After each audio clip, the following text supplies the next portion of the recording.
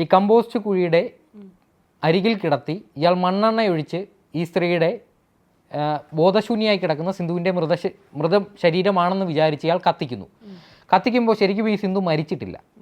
ഇവർ പിടയുന്നു. ഇത് കാണുന്ന ബിനോയ് പെട്ടെന്ന് തന്നെ വെള്ളമൊഴിച്ച് തീ കെടുത്തുന്നു.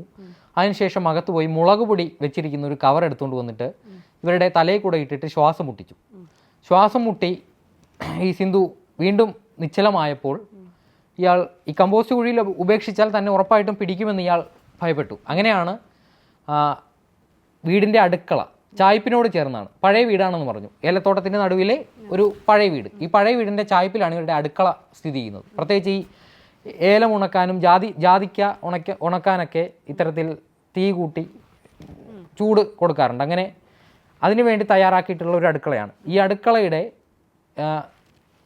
അടുപ്പ് പൊളിച്ചിട്ട് അതിനടിയിൽ കുഴിയെടുത്ത് ഈ സിന്ധുവിൻ്റെ മൃതദേഹം വിവസ്ത്രയാക്കി തുണി മാത്രം എടുത്ത് കരയിലിട്ട് ഇവരുടെ മൃതശരീരം ഇരിക്കുന്ന രീതിയിൽ അതിലേക്ക് വെച്ചു.